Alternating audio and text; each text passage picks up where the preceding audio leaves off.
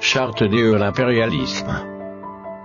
La présente charte a été élaborée à Washington pendant la traite négrière, ensuite discrètement négociée à la conférence de Berlin en 1885, pendant que les puissances occidentales se partageaient l'Afrique. Ils négocièrent secrètement à Yalta le partage du monde en deux blocs après la Deuxième Guerre mondiale, et pendant la création de la Société des Nations, l'ancêtre de l'ONU. Disposition générale. Article 1. Devise de l'impérialisme.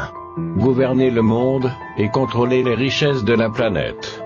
Notre politique est de diviser pour mieux régner, dominer, exploiter et piller pour remplir nos banques, et faire d'elles les plus puissantes du monde. Article 2.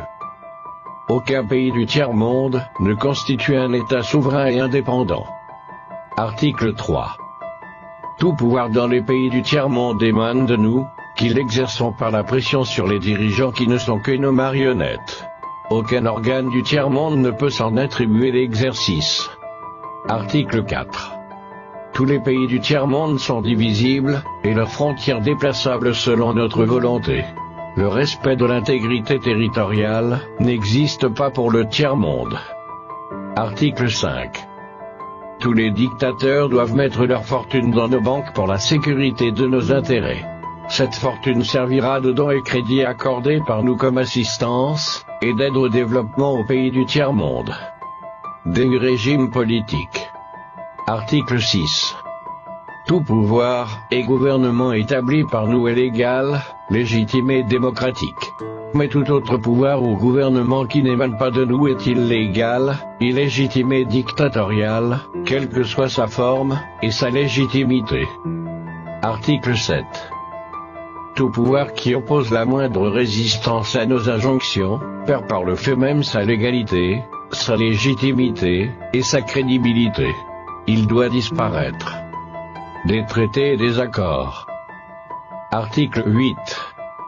On ne négocie pas les accords, et les contrats avec les pays du tiers-monde, on leur impose ce qu'on veut, et ils subissent notre volonté. Article 9. Tout accord conclu avec un autre pays, ou une négociation sans notre aval est nul, et de nul effet. Des droits fondamentaux. Article 10.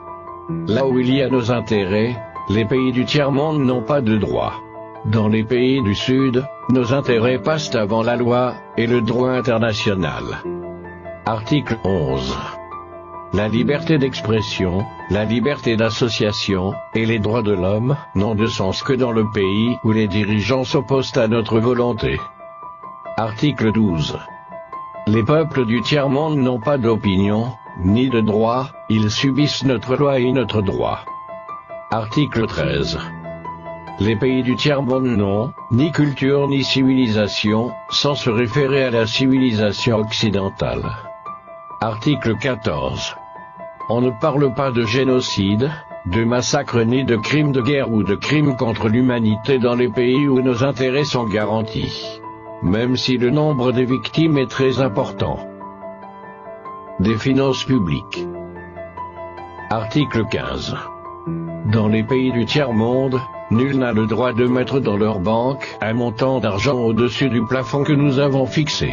Lorsque la fortune dépasse le plafond, on la dépose dans l'une de nos banques pour que les bénéfices retournent sous forme de prêts ou d'aide économique au développement en espèces ou en nature. Article 16. N'auront droit à l'aide précitée les pays dont les dirigeants font preuve d'une soumission totale à nous, nos marionnettes et nos valets. Article 17. Notre aide doit être accompagnée des recommandations fortes de nature à empêcher et briser toute action de développement des pays du tiers-monde. Des traités militaires. Article 18. Nos armées doivent être toujours plus fortes et plus puissantes que les armées des pays du tiers-monde. La limitation et l'interdiction d'armes des destructions massives ne nous concernent pas, mais s'imposent aux autres. Article 19. Nos armées doivent s'entraider et s'unir dans la guerre contre l'armée d'un pays faible pour afficher notre suprématie, et se faire craindre par les pays du tiers-monde. Article 20. Toute intervention militaire a pour objectif de protéger nos intérêts, et ceux de nos valets. Article 21. Toute opération d'évacuation des ressortissants des pays occidentaux cache notre mission réelle, celle de protéger nos intérêts, et ceux de nos valets. Accords internationaux. Article 22. L'ONU est notre instrument, nous devons l'utiliser contre nos ennemis, et les pays du tiers-monde pour protéger nos intérêts. Article 23. Notre objectif est de déstabiliser et détruire les régimes qui nous sont hostiles et installer nos marionnettes sous la protection de nos militaires sous la couverture des mandats des forces de l'ONU. Article 24. Les résolutions de l'ONU sont des textes qui nous donnent le droit et les moyens de frapper, de tuer et de détruire les pays dont les dirigeants et les peuples refusent de se soumettre à nos injonctions sous la couverture des résolutions du Conseil de sécurité de l'ONU. Article 25. Notre devoir est de maintenir l'Afrique et d'autres pays du monde dans le sous-développement, la misère, la division, les guerres, le chaos pour bien les dominer, les exploiter et les piller à travers les missions des Nations Unies. Article 26. Notre règle d'or est la liquidation physique des leaders et dirigeants nationalistes du tiers-monde. Article 27.